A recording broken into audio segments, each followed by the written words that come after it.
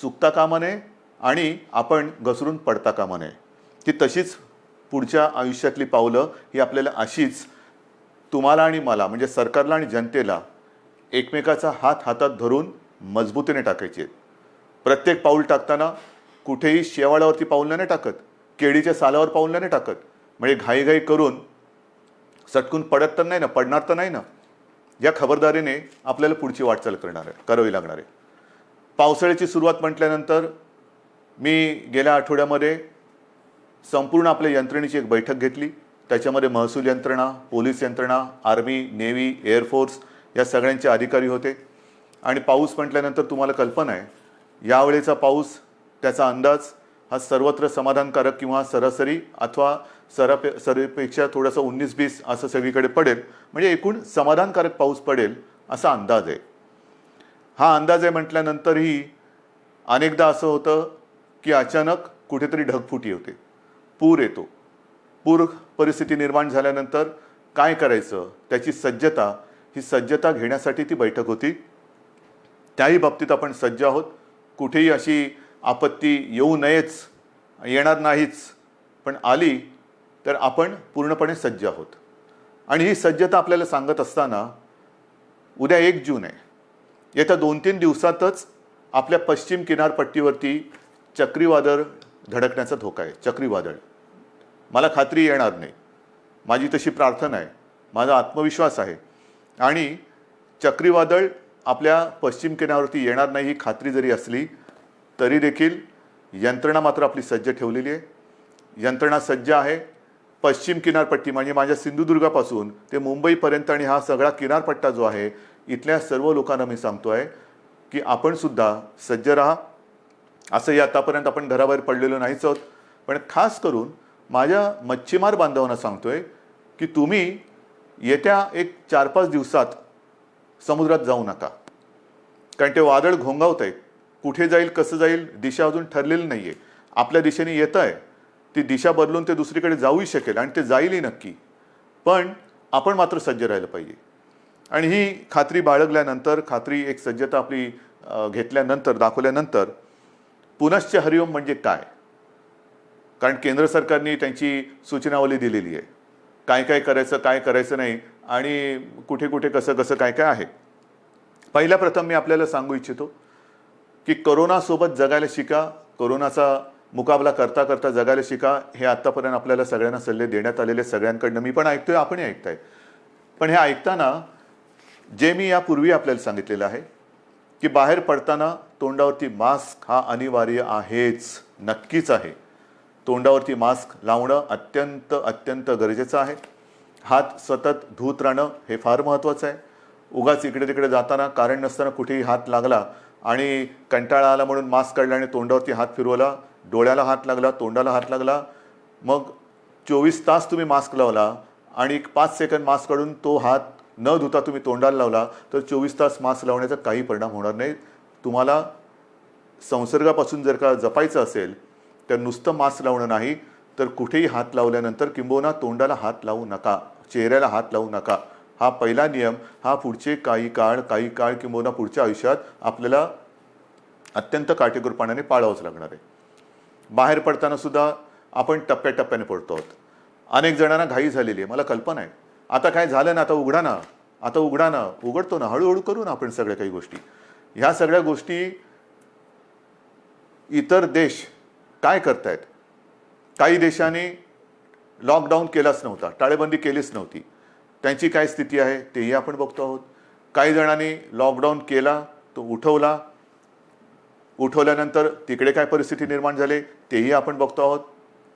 कालच मी एक बातमी पाहिली की एका देशाने शाळा सुरू केल्या आणि त्या पुन्हा बंद करावं लागल्या. म्हणजे थोडीशी उघडझाप ही सगळीकडे चाललेली आहे. मला असं वाटतं आपण उघडझाप नाही करायची. आपण एकदा जी गोष्ट आपण चालू करू ती सुरूच ठेवायची. आणि तेवढी शिस्त, तेवढा संयम हा आता गेल्या 2 महिन्यात आपल्याकडे आलेला आहे. स्वयं शिस्त म्हणा किंवा एक जिद्द म्हणा ही आपल्या अंगी आपण आणलेली आहे. जी गोष्ट आपण ज्याची सुरुवात करू ती पुन्हा बंद करण्यासाठी नाही, अजिबात नाही. आणि म्हणून मला असं वाटतं की हा एक वादळाचा धोका आहे, तो किनारपट्टीला आहे.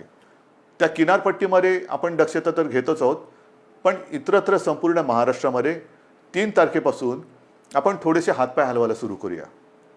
एक हातपाय हलवायला सुरू करूया. हातपाय हलवायला सुरुवात करायची म्हणजे काय करायचं, तर अनेक जण हे सकाळी फिरायला जातात, चालायला जातात, संध्याकाळी जातात. काही माझी तरुण युवक मुलं ही व्यायाम करतात, आउटडोअर व्यायाम. आउटडोअर अजूनही जिम स्पा ह्यांना आपण चालू करायला परवानगी दिलेली नाही. जिथे गर्दी होऊ शकेल त्या गर्दीला परवानगी अजूनही दिलेली नाही. कोणत्याही सभा समारंभ आणि एकत्रित येण्याला परवानगी नाही. आणि म्हणून मी आपल्याला सांगतोय की बाहेर फिरताना सुद्धा आपण अंतर ठेवून फिरायचं आहे. एकमेकापासून जेवढं अंतर ठेवू ते अंतरच आपल्याला ह्या कोरोनापासून अंतर ठेवायला मदत करणार आहे. त्याच्यामुळे बाहेर पडल्यानंतर अनेक दिवसानंतर आपले आप्तेष्ट भेटतील, मित्रमंडळी भेटलीच पाहिजेत. नाही भेटून चालणार कसं, भेटलीच पाहिजेत. पण भेटल्यानंतर एका अंतरावरनं आपण त्याच्याशी हाय हॅलो करा, नमस्कार वगैरे करा. जास्त गप्पा टप्पामध्ये एकत्रित येऊन रंगून जाऊ नका, दंगून जाऊ नका, कारण अजूनही ती वेळ आलेली नाही. ही आता पहिल्यांदा आपण एक ट्रायल करतो आहोत, ट्रायल घेतो आहोत. 3 तारखेपासून याची सुरुवात करतो आहोत. 5 तारखेपासून आपण असा एक निर्णय घेतोय की आजपर्यंत सगळे व्यवहार आपले ठप्प होते, सगळी दुकानं आपली ही आपण बंद ठेवली होती. आता आपण काय करतोय, शहरं जी आहेत, लहान मोठी शहरं आहेत, तिकडे रस्त्याच्या दुतर्फा असलेली जी दुकानं आहेत, म्हणजे याही बाजूला दुकानं आहेत, याही बाजूला दुकानं आहेत, आपण 5 तारखेपासून सुरुवातीला एका बाजूची दुकानं उघडायची, मग ती एकदा झाल्यानंतर ह्या बाजूची, असं अल्टरनेट एक करत करत करत अंदाज घेणार की कशा पद्धतीने आपण सुद्धा ही सवय अंगी बांधवून कसं काम करत आहात. गर्दी अजिबात करायची नाही, कारण यापूर्वीसुद्धा आपण थोडे प्रयोग केले. ही जी झुंबड उडाली, नाईलाजाने आपल्याला ते बंद करावं लागलं. यापुढे ह्या गोष्टी होता कामा नयेत. ह्या गोष्टी टाळूनच आपण जे सुरू करू ते सतत आणि कायमचं सुरूच ठेवू. एक वेगळा आदर्श महाराष्ट्रापासून देशाने आणि जगाला घेतला पाहिजे की बघा महाराष्ट्र किती शिस्तबद्ध आहे, किती शिस्तबद्ध आहे. याने एकदा सुरू केलं, कदाचित इतरत्र ते बंद झालं असेल, पण महाराष्ट्राने नाही बंद होऊ दिलं. एवढा विश्वास माझा तुमच्यावरती आहे. तर एक 5 तारखेपासून दुकानं आपण चालू करू आणि नंतर पुढचा जो रविवार आहे आपलं सोमवार आहे तो 8 तारीख आहे. या 8 तारखेपासून आपण आपले कार्यालय सुरू करतो आहोत. कार्यालय सुरू करतो. तुम्हाला मी मंत्रालयाचं उदाहरण दिलं. सुरुवातीला मंत्रालय सगळं बंद करत असताना 50%, 25%, 5%, मध्ये एक काळ तर असा आला की 100% बंद करावं लागलं. मग हळूहळू पुन्हा 5%वर आणलं. आता आपण आपली ऑफिसेस जे आहेत त्या ऑफिसेसमध्ये आपल्या कर्मचाऱ्यांची संख्या ही साधारणतः 10% उपस्थितीवरून सुरू करू. एक 10% उपस्थितीने सुरू करू. त्याला काय आपल्याला अनुभव येतोय, केसेस वाढत आहेत का? कारण आत्ता आपण या काळामध्ये जे सुरू करतो आहोत तो खास करून आपला, मी मागेही आपल्याला सांगितलं होतं, कुठेतरी ज्याला आपण पीक म्हणतो म्हणजे सर्वोच्च बिंदू, त्याच्या एकतर जवळ जातो आहोत किंवा त्याच्यावरती आलेलो आहोत. ज्या केसेस वाढत आहेत, ज्या पद्धतीने त्या वाढलेल्या आहेत, त्या बघितल्यानंतर आपण या पीकच्या जवळ किंवा त्या पीकवरती आहोत, म्हणजे त्या टिपेला पोचतो आहोत आपण किंवा पोचलेलो आहोत. काही काळ आता हा जो केसेस येण्याची संख्या जी आहे ही साधारणतः अशीच थोडीशी वरती खाली होत नंतर हळूवारपणाने एक आणखीन 8-15 दिवसानंतर ती खाली उतरायला लागेल. ही खाली उतरेल केव्हा उतरेल, जर आपण ही सगळी बंधनं पाळली तर. पुन्हा एकदा मी आपल्याला सांगतो की बाहेर पडताना आवश्यक ज्यांना नाही त्यांनी घराबाहेर पडू नका. विशेषतः जे आपले ज्येष्ठ नागरिक आहेत आणि ज्यांना खास करून मधुमेह, रक्तदाब, इतर काही व्याधी किंवा दुर्दैवाने आजार किंवा काही विकार असतील त्यांनी घराबाहेर पडू नये. कारण हा जो विषाणू आहे तो ह्या पद्धतीच्या ह्या वयोगटाच्या आणि या वर्गातल्या नागरिकांवरती फार घातक परिणाम करतोय. ज्या ज्या काही गोष्टी आपण बघतो आहोत, गंभीर गंभीर गंभीर म्हणतोय, त्याच्यामध्ये ह्या वर्गातली लोक म्हणजे ज्याला हाय रिस्क ग्रुप ज्याला म्हणतो आपण, त्या वर्गातली लोक किंवा नागरिक हे त्याला जास्त, त्याचा प्रादुर्भाव हा अतिशय गंभीरतेने होतोय, घातक ठरतोय तो.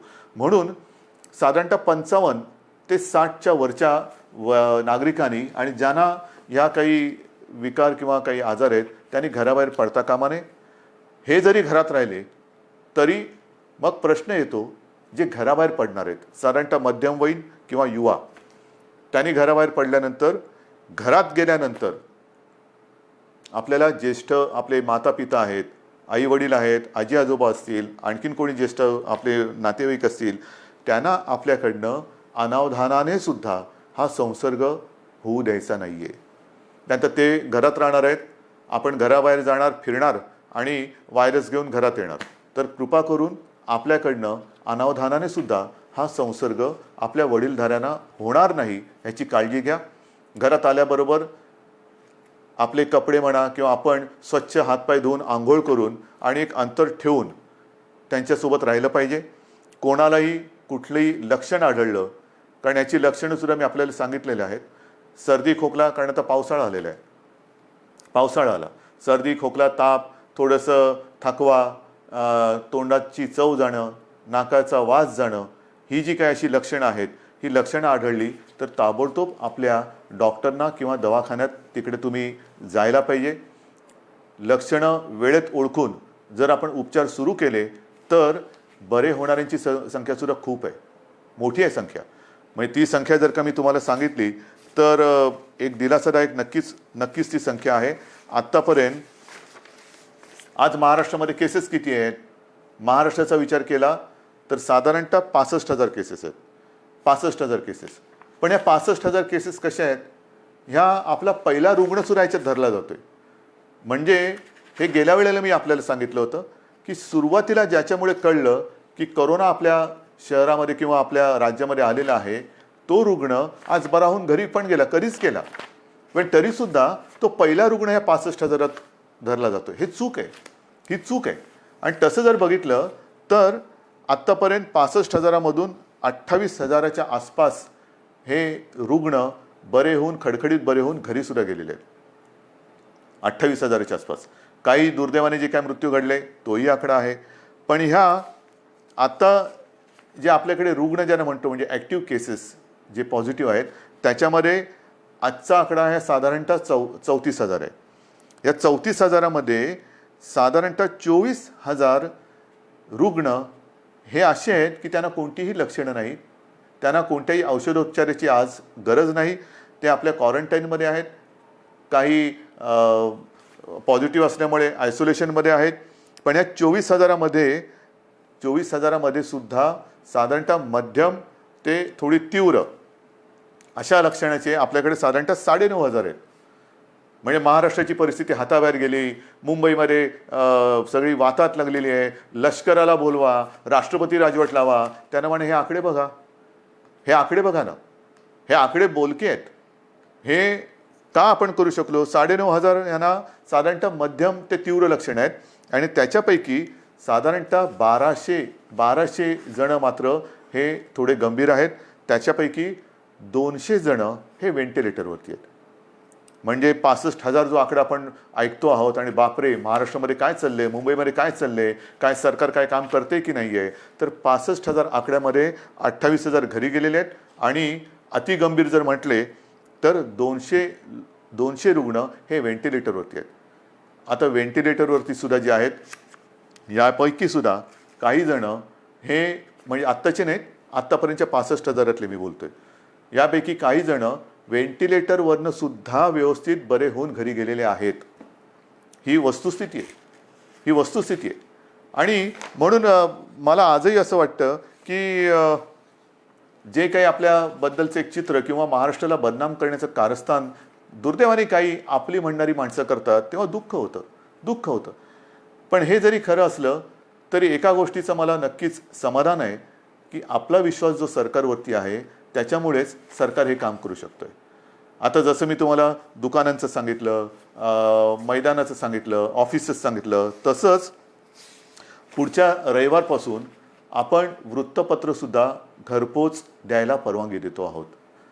कारण आपली वृत्तपत्र वाचण्याची सवयच गेली, वृत्तपत्र वाचण्याची सवय गेली, कारण सकाळ होते तीच आपली पेपर आणि चहापासून. तर पुढच्या रविवारपासून वृत्तपत्रांसुद्धा घरपोच पोचवण्याची आपण परवानगी देत आहे. पण ही परवानगी देताना एक गोष्ट मात्र दक्षता घ्यावी लागणार. मी वृत्तपत्र विक्रेत्यांशी मी बोललेलो आहे आणि त्यांना मी सांगितलं की वृत्तपत्र विक्रेते जी आपली मुलं आहेत ती सुद्धा मुलं आहेत, त्यांनासुद्धा आपण काळजी घेतली पाहिजे, त्यांची काळजी घेतली पाहिजे. त्यांना देखील आपल्याला मास्क द्यावा लागणार, त्यांना एक हँड सॅनिटायझरची बाटली द्यावी लागणार. वेळोवेळी त्या मुलांनीसुद्धा आपले हात हे धूत राहिले पाहिजेत. तोंडावरती मास्क हा कायम ठेवला पाहिजे वृत्तपत्र वितरण करताना. आणि अशा पद्धतीने वृत्तपत्रसुद्धा वितरण करण्याची परवानगी आपण पुढच्या रविवारपासून देत आहोत. मैदानाची परवानगी मी तुम्हाला सांगितलेली आहे. सार्वजनिक ठिकाणी आपण फिरायला जाऊ शकता, व्यायाम करायला जाऊ शकता आणि ती वेळ आपण पहाटे 5 पासून संध्याकाळी 7 वाजेपर्यंत अशी मुभा ठेवलेली आहे. पहाटे 5 म्हणजे ज्यांना आपण मॉर्निंग वॉक जो म्हणतो, ज्यांची सवय आहे लवकर उठून फिरायला जायचं, आपण पुन्हा एकदा सकाळी 5 वाजल्यापासून पहाटे 5 वाजल्यापासून संध्याकाळी 7 वाजेपर्यंत ह्या सगळ्या सार्वजनिक स्थळांचा म्हणजे मैदानं असतील, सी फेस आहे आपला, इतर ग्रामीण भागातल्या काही गोष्टी असतील, तलाव आहेत, कुठेही इकडे या पहाटे 5 ते संध्याकाळी 7 वाजेपर्यंत आपण निश्चित निसर्गाच्या सान्निध्यात जाऊ शकता, फिरू शकता, मैदानी व्यायाम करू शकता. पण हे व्यायाम करताना आरोग्य कमावण्यासाठी म्हणून त्याचा उपयोग करा. एकत्रित येऊन जे आरोग्य आपलं आहे ते बिघडून देऊ नका. अंतर हे ठेवलंच पाहिजे, हे मी पुन्हा पुन्हा सांगतोय.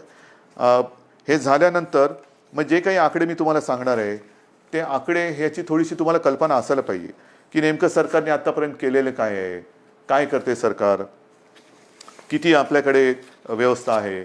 तर ज्या वेळेला हे संकट कोरोनाचं आलं, कोणालाच कल्पना नव्हती की हे किती वाढेल आणि त्याच्यासाठी तयारी किती करावी लागेल. म्हणजे साधी गोष्ट आहे की आपल्याकडे राज्यामध्ये प्रयोग म्हणजे ज्या टेस्टिंग लॅब ज्या आहेत त्या नाही आहेत अशातला भाग नाही. पण याच्यासाठी जी टेस्ट करावी लागते त्याची सुविधा ही फक्त 2 ठिकाणी होती. एक आपल्या कस्तुरबामध्ये आणि पुण्याच्या NIV मध्ये. ही कस्तुरबाची सुद्धा जी लॅब आहे ती आपण साधारणतः 2007 साली मुंबई महापालिकेच्या माध्यमातून केली म्हणून ती दुसरी होती, नाहीतर फक्त एकच होती. त्याच्यात कस्तुरबा आपण केली, त्या 2 लॅब होत्या. आजच्या क्षणाला आपल्या महाराष्ट्र राज्यामध्ये 77 ही चाचणी केंद्र आहेत आणि येत्या 2-4 दिवसात ती 100पर्यंत जातील. म्हणजे 2पासून 77, 77पासून 100. आणि माझा प्रयत्न असा आहे की येत्या पावसाळ्यामध्ये टेस्टची संख्या आणि त्याची उपलब्धता ही आणखीन वाढवण्याची गरज आहे. कारण पाऊस म्हटल्यानंतर भिजणं हे आलंच, सर्दी खोकला शिंकणं, थोडा ताप, फ्लू हा आलाच. आणि तो आल्यानंतर लॅबची संख्या वाढवणं, चाचण्यांची क्षमता वाढवणं आणि त्याचबरोबर ह्या टेस्ट ज्या आहेत, ह्या चाचण्या ज्या आहेत त्या केंद्र सरकारशी सुद्धा आपण बोलतो आहोत की त्याची जी किंमत आहे, त्याची जी एक किती पैसे त्याला लागतात ती किंमत ही आपल्याला खाली आणायची, सर्वसामान्यांच्या आवाक्यामध्ये ती आणायची. सरकारकडनं तर आपण मोफत करतोच आहोत, पण ज्याला कोणाला असं वाटलं की मला थोडंसं अस्वस्थ वाटते, मला टेस्ट करून घ्यायची आहे, तर त्यांनी ती टेस्ट करून घेण्यासाठी त्याला त्याच्या गावात, त्याच्या शहरात, त्याच्या घराच्या आजूबाजूला जास्त लांब न जाता कुठे आपण किती प्रमाणात उपलब्ध करून देऊ शकतो ते सुद्धा आपल्याला करायचं आहे. तर ही एक लॅबची संख्या आपण वाढवलेली आहे, आणखीन वाढवतो आहोत. मग अनेकदा अशी तक्रार येते की रुग्णाला बेडच मिळत नाही आहे. दुर्दैवाने थोड्याफार प्रमाणात ही तक्रार खरी आहे आणि ती तक्रार एकसुद्धा असता कामा नये ह्याच्याकडे सरकारचं लक्ष आहे. पण त्याच्याकडे जर का आपण बघितलं तर जे मी आपल्याला सांगितलं की आपल्याकडे ह्या लॅबची संख्या ही 2 होती, 2ची 77 आणि 77ची आता आपण 100 आणि पुढच्या काळात 100हून अधिक करतो. तसं आपल्या राज्यात इन्फेक्शनसाठी जी हॉस्पिटल्स होती ती फक्त 3 होती. आयसोलेशन सुविधा ज्याच्यात असतील अशी 3 होती. आता ती जवळपास 2576, 2500च्या आसपास आपण केलेले आहेत. मग 3पासून 2500. बेड्स किती होते? बेड्स साधारणतः 400च्या आसपास होते आयसोलेशन. ते आता 2.5 लाखाच्या वर महाराष्ट्रामध्ये झालेले आहेत. महाराष्ट्रात 2.5 लाखाच्या वर. त्याच्यामध्ये साधारणतः 25,000 बेड्स हे ऑक्सिजनची सुविधा देऊ शकतील असे आहेत. कारण आपल्याला मी जे सांगितलं की आत्तापर्यंत जे रुग्ण आपले हॉस्पिटलमध्ये उपचार घेत आहेत त्यांच्यापैकी 200 जण व्हेंटिलेटरवर आहेत. म्हणजे व्हेंटिलेटर फार थोड्या जणांना लागत आहेत, कोणालाही लागूच नाहीत, पण फार थोड्या जणांना लागत आहेत. जास्तीत जास्त रुग्णांना ऑक्सिजन लागतोय. ऑक्सिजनची सुविधा देणारे बेड्स हे आपण मोठ्या प्रमाणावरती तयार केलेले आहेत, आणखीन सुद्धा करतो आहोत. ICU बेड्ससुद्धा सुरुवातीला 250 होते ते साधारणतः 8,500च्या आसपास आपण नेलेले आहेत. म्हणजे एवढी सुविधा आपण करतो आहोत, एवढी मोठी सुविधा आपण केलेली आहे. मला जी आपण मी तुम्हाला सांगितलं की जम्बो फॅसिलिटी किंवा फील्ड हॉस्पिटल्स मुंबईमध्ये आहे, ठाण्यामध्ये आहे, ज्या ज्या शहरांमध्ये मी सूचना दिल्या आहेत, मग संभाजीनगर असेल, पुणा आहे, आणखीन कुठेही जिथे जिथे फील्ड हॉस्पिटलची आवश्यकता आहे तिथे त्यांना सूचना दिलेल्या आहेत की तुम्ही ते करा. म्हणजे एकेका ठिकाणी आपण 1,000 2,000 हजारच्या बेडची सुविधा करतोय. गोरेगावला तर साधारणतः 3,000 बेडची सुविधा करतोय. इतर देशांनी, इतर राज्यांनी अशी सुविधा किती जणांनी उपलब्ध केली असेल, किती जणांनी संख्या वाढवली असेल, हे आता सगळीकडे स्पष्ट झालेलं असेलच. पण महाराष्ट्राने मात्र गेले 2 महिने उपचाराकडे लक्ष दिलेलं आहे, सुविधांकडे लक्ष दिलेलं आहे. आपण आपला टास्क फोर्स निर्माण केलेला आहे आणि हा टास्क फोर्स अक्षरशः अहोरात्र मेहनत करून, अविश्रांत मेहनत करून साधारणतः गाईडलाईन देतोय. आपलं मोठं जे आव्हान आहे की एकतर हा संसर्ग रोखणं, त्याची तीव्रता कमी करणं आणि मृत्यूदर हा कमीत कमी किंवा शून्यावरती आणणं. मृत्यूदर हा अजूनही मला खाली आणायचा आहे. आणि तो खाली केव्हा येईल? कारण आजही काही ठिकाणी असं लक्षात येते की जो कोणी रुग्ण आहे तो अगदी शेवटच्या टप्प्यामध्ये हॉस्पिटलमध्ये दाखल होतोय, अगदी शेवटच्या टप्प्यात. म्हणजे मी मागे आपल्याला कदाचित सांगितलं असेल की माझाच एक चांगला कार्यकर्ता, अत्यंत चांगला निष्ठावान कार्यकर्ता शेवटच्या टप्प्यात हा हॉस्पिटलमध्ये गेला, स्वतःहून गेला आणि तपासणी करतानाच तो कोसळला. काहीच करू शकले नाही डॉक्टर. म्हणजे त्याची कदाचित चाचणी पण करता आली नसेल. हे अंगावरती दुखणं काढू नका. अंगावरती दुखणं काढल्यानंतर मग मात्र त्याला उपचार नाही आहेत. अनेक जण जे वाचून घरी गेलेले आहेत ते वेळेमध्ये आपल्याकडे आलेले आहेत. अगदी दुर्दैवाने काही व्हेंटिलेटरवरती जाऊन सुद्धा सुदैवाने खडखडीत बरे होऊन घरी गेलेले आहेत. वेळेत आले तर उपचार होतात. मी मागे सारखं मागे बोलतो, कारण या काही दिवसात एवढ्या जणांशी मी बोलतोय की नेमकं तुमच्याशी बोललो का इतराशी कोणाशी बोललो हे लक्षात येत नाही. तर त्यावेळेला मी सांगितलं होतं की जर का मृत्यूदर खाली आणायचा असेल, आणि तो येतोय, नक्कीच येतोय, आलेला आहे, तर डॉक्टर आपल्याकडे सज्ज आहेत. पण डॉक्टरना 2 गोष्टी वेळेत मिळाल्या पाहिजेत. एक म्हणजे औषधं, ती औषधं आपण त्यांना देतो. आणि सगळ्यात महत्त्वाचा भाग म्हणजे पेशंटसुद्धा वेळेमध्ये जर का डॉक्टरांच्या हातात आला तर डॉक्टर, तुम्हाला कल्पना नाही, अक्षरशः एखाद्या योद्ध्याला साजेल असा पराक्रम करतायत. कोणत्याही टोकाला जाऊन त्याला वाचवण्याची शर्थ करतायत आणि त्याला मी तर म्हणेन यशसुद्धा येते. आता ही आरोग्यविषयक तुम्हाला माहिती दिल्यानंतर साधारणतः एक महत्त्वाचा मुद्दा होता, तो म्हणजे इतर राज्यातले मजूर. या मजुरांना सुद्धा आपण आत्तापर्यंत 12 लाख किंबहुना त्याच्याहून जास्त असेल, माझ्याकडे आकडा आहे माझ्याकडे, 12 लाखापेक्षा नाही, हे बघा, सुमारे 16 लाख मजुरांना रेल्वे आणि बसेसने आपण इतर राज्यात सोडलेली. सुमारे 16 लाख लोकांना रेल्वेतनं आणि बसेसमधून आपण परराज्यात सोडलेलं आहे. साधारणतः 800 ट्रेन्स, 11 लाखाच्या वरती. मी आज पियुष गोयलला धन्यवाद देतोय, कारण गेल्या वेळेला बोलले तर थोडंसं त्यांना राग आला होता. पण पियुषजी, आज मी तुम्हाला धन्यवाद देतोय, मुद्दामून धन्यवाद देतोय, कारण आपण त्यावेळेला ते मनावर घेतलं आणि खरंच तुम्ही ट्रेन्स उपलब्ध करून दिल्या. त्याच्यामुळे साधारणतः 11 लाखाच्या वरती, 11.5 लाखाच्या आसपास मजुरांना आपण त्यांच्या गावात, त्यांच्या राज्यात जाऊ दिले. एस टीने आपल्याला साधारणतः 42,000पेक्षा 42,500 एस टी बसेसद्वारे आपण 5.25 लाख मजुरांना राज्याच्या सीमेपर्यंत सोडलेले आहे. आणि याच्यावरती आपण आत्तापर्यंत मुख्यमंत्री सहायता निधीतून जवळपास 85 ते 90 कोटी रुपये खर्च केलेले आहेत. 85 ते 90 कोटी रुपये. साधारणतः 22 पेक्षा जास्त फ्लाईट्सद्वारे 3,000पेक्षा जास्त नागरिक आपण महाराष्ट्रात आणलेले आहेत. 7 जूनपर्यंत आणखीन काही फ्लाईट्स येत आहेत. तर अशी ही सुरुवात होते. शिवभोजन थाळीसुद्धा ही आजपर्यंत आपण 838 केंद्र राज्यात कार्यरत केलेली आहेत. 1 ते 30 मे, फक्त 1 ते 30 मे या काळात या शिवभोजन थाळीच्या योजनेतून आपण 32,77,778 शिवभोजन थाळ्याच्या माध्यमातून एवढ्या लोकांना म्हणजे 32 लाखाच्या आसपास लोकांना आपण भोजन देण्याची व्यवस्था केलेली आहे. मुख्यमंत्री सहायता निधीत आतापर्यंत 352 कोटी रुपये आपण संपूर्ण आले, त्याच्यापैकी 111 कोटीपेक्षा जास्त हे कोविडसाठी आपण खर्च केलेला आहे. या सगळ्या गोष्टी चालू आहेत. उद्योगधंदे सुरू होत आहेत. 7.5 लाखापेक्षा जास्त मजूर हे कामावरती आलेले आहेत. उद्योगांना तर आपण परवानगी दिलेली आहे. आणखीनही उद्योग आपण सुरू करतो आहोत. आता हे सगळं सुरू करत असताना जसा पावसाळा सुरू होतो आहे तसंच आपलं शैक्षणिक वर्ष सुरू होतं आहे.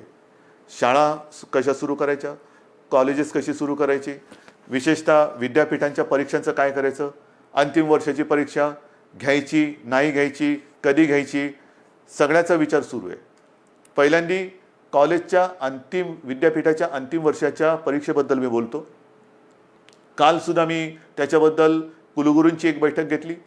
विभागवार सगळ्या कुलगुरूंची मतं मी आजमावून घेतली. सगळ्यांचं मत एक आहे, परीक्षा घ्यायची असेल तर तातडीने परीक्षा घेण्यासारखी आजची परिस्थिती नाही आहे. कारण ते कुलगुरू जरी असले, मी मुख्यमंत्री जरी असलो, तरी आमच्यातला पालक हा आजही जिवंत आहे. अनेक पालकांची एक चिंता आहे की कोविड सगळीकडे, कारण थोडाफार आता आपल्या राज्यामध्ये सुद्धा तो हळूवार पसरलेला आहे. आटोक्यात तर नक्की आणू आपण, पण तो पसरत असताना आमच्या मुलांना आम्ही परीक्षेला पाठवावं का? काही लाख विद्यार्थी हे परीक्षेसाठी एकत्र येणार, किती अंतर ठेवणार, पेपर कसे वाटणार, पेपर तपासणार कसे, मग काय करायचं? म्हणून आपण एक सगळ्यांनी मिळून एक असा तोडगा काढलेला आहे की अंतिम वर्षाच्या ज्या परीक्षा आहेत त्या परीक्षा घेण्यापूर्वी एक असा मुद्दा आला आणि मला असं वाटतं तो बरोबर आहे. आपण एक निर्णय असा घेतलेला आहे की साधारणतः जेवढे सेमिस्टर झालेले आहेत त्यांची सरासरी काढून त्या विद्यार्थ्यांना मार्क्स द्यायचे आणि त्या विद्यार्थ्यांना तसं पास करायचं. कारण साधारणतः गेले किती सेमिस्टर झाले असतील, किती वर्षाचे झालेत, ते एक सरासरी काढली तर आपण त्या सरासरीचा विचार करू शकतो आणि ते ॲग्रिगेट करून त्यांना पास करायचं की जेणेकरून त्यांचं आयुष्य थांबणार नाही. परीक्षा कधी घेणार? जूनमध्ये घेऊ शकतोय? नाही. जुलैमध्ये घेता येईल? सांगता येत नाही. ऑगस्टमध्ये येईल? कल्पना नाही. मग कधी घेणार आपण परीक्षा? मग तोपर्यंत विद्यार्थ्यांनी करायचं काय? नुसतं ताटकळून राहायचं, लोंबकळत राहायचं? अजिबात नाही. शिक्षणाचा खेळखंडोबा हा होऊ द्यायचा नाही.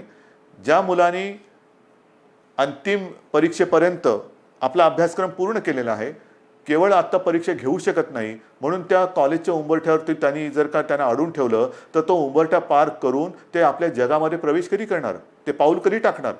म्हणून आपण असं ठरवलेलं आहे की या विद्यार्थ्यांना जेवढे सेमिस्टर झालेत त्याची सरासरी करून मार्क्स देऊन पास करायचं. आणि पास केल्यानंतर जर का कोणाला असं वाटत असेल की ठीक आहे रे, पण मला अजूनही मी मार्क्स मिळवू शकत होतो, जर परीक्षा झाली असती ना तर मी आणखीन चांगले मार्क्स मिळवू शकलो असतो, ठीक आहे, तुम्हालाही आपण संधी देतो. साधारणतः एक अंदाज घेऊन ऑक्टोबर असेल, नोव्हेंबर असेल किंवा सप्टेंबर असेल आपण बघूया. पण ज्यांना जर का वाटत असेल की मी परीक्षा पण मला द्यायची होती कारण मी अधिक मार्क कमवू शकत होतो, तर आपण त्यावेळेला परीक्षा घेऊन ज्यांना परीक्षेला बसून अधिक मार्क्स मिळवण्याची जर का त्यांची इच्छा असेल तर त्यांच्यासाठी सुद्धा परीक्षा घेण्याची आपण एक तयारी ठेवतो आहोत.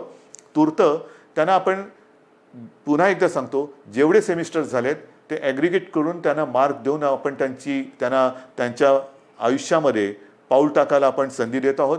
ज्यांना परीक्षा द्यायची असेल त्यांच्यासाठी जेव्हा आपण घेऊ शकतो परीक्षा त्यावेळेला परीक्षेची सुद्धा सोय करतो आहोत. म्हणजे त्यांना एकदा या टेन्शनमधून आपण मोकळं करतो आहोत. मग राहता राहिला प्रश्न, अंतिम परीक्षा तुम्ही निर्णय दिलात, पहिलं वर्ष सुरू कसं करणार? पहिलं वर्ष सुरू करणार, पहिली कशी सुरू करणार? विद्यापीठ झालं, शाळेतल्या पहिलीची सुरुवात कशी करणार? कारण शैक्षणिक वर्ष सुरू होतंय. आज सुद्धा जसं कॉलेजच्या विद्यार्थ्यांचा जसा प्रश्न आहे, शाळेच्या विद्यार्थ्यांचा प्रश्न आहे. शाळा आपण सुरू करायच्या का? काही ठिकाणी तर शाळा आपल्याला नाईलाज म्हणून क्वारंटाईनसाठी वापरावं लागल्यात. त्या करता येतील, त्या सगळे ते क्वारंटाईनमधली व्यवस्था दुसरीकडे करून निर्जंतुकीकरण करून पुन्हा एकदा शाळा सुरू करू शकतो आपण. पण ह्या जर का शाळा सुरू केल्या तर मी सुरुवातीला जे आपल्याला सांगितलं, काही देशांमध्ये सुरू केलेल्या शाळा ह्या बंद कराव्या लागल्या. मला आता काही बंद नाही करायचे. आणि त्याच्यासाठी जसं मी आता लॉकडाऊन शब्द बाजूला ठेवून मिशन बिगिन अगेन किंवा पुनश्च हरिओम म्हणतो आहे, तसं शाळा कधी सुरू होणार पेक्षा शिक्षण कसं सुरू करायचं. शाळा हे एक माध्यम आहे. शाळेत सगळे विद्यार्थी येतात, शिक्षक त्यांच्यासमोर असतात. आज देखील ग्रामीण भागामध्ये आपल्याला ऑनलाईन शिक्षण याची सुविधा आपण देऊ शकत नाही आहोत. मग काही जणांनी आजच दुपारी मी मोठ्या शिक्षण तज्ज्ञांची एक बैठक घेतली. अनेक जणांनी हे सगळे पर्याय सांगितले की आमच्याकडे शाळा सुरू करू शकतो, कारण ग्रामीण भागामध्ये आम्ही हे करू शकतो. काही जणांनी सांगितलं शाळेमध्ये सुद्धा एक दिवसाआड शाळा सुरू करायची का. काही जणांनी सांगितलं आम्ही ऑनलाईन शिक्षण तर आधी सुरू केलेलंच आहे. मी त्यांना असंच म्हटलं की शाळा सुरू करण्यापेक्षा शिक्षण सुरू करायचं आहे. जर आपल्याला ग्रीन झोनमध्ये किंबहुना जिथे प्रादुर्भाव नसेल, अत्यंत सुरक्षित सगळं अंतर वगैरे ठेवून ग्रामीण भागात शाळा सुरू करू शकत असू, तिकडे पूर्ण खबरदारी घेऊन आपण शाळा सुरू करू शकतो का, ही शक्यता मला काही दिवसात सांगा. शहरांमध्ये ऑनलाईन शिक्षण हे कसं सुरू करायचं त्याच्यावरती आपण विचार सुरू केलेला आहे.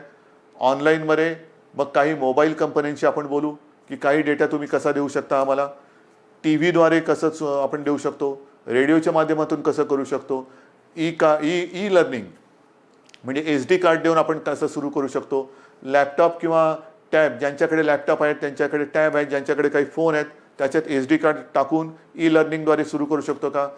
आठवड्यातून शाळेमध्ये किती दिवस येऊ शकतो, शाळेचं निर्जंतुकीकरण वगैरे ती जबाबदारी सरकारची, त्याच्यात तुम्ही काळजी करू नका. स्वच्छता राखणे ही जबाबदारी सरकारची. पण खरंच शहरांमध्ये आपण शाळा सुरू करू शकतो का, आणि सुरू करू शकत नसू तर ऑनलाईन पद्धतीने शिक्षण आपल्याला सुरू करायला पाहिजे. थोडक्यामध्ये जिथे जिथे ऑनलाईनने आपण सुरू करू शकतो तिथे ऑनलाईनने शिक्षण सुरू करू. जिथे आपण शाळा सुरू करू शकत असू तिकडे शाळेतनं शिक्षण सुरू करू. जिथे आपल्याला वाटत असेल की समजा आपल्याला SD कार्ड देऊन आणखीन काय करून शिक्षण सुरू करायचं असेल तर तेही करू शकतोय. येत्या काही दिवसात त्याच्यावरती आपण ठोस निर्णय घेऊ.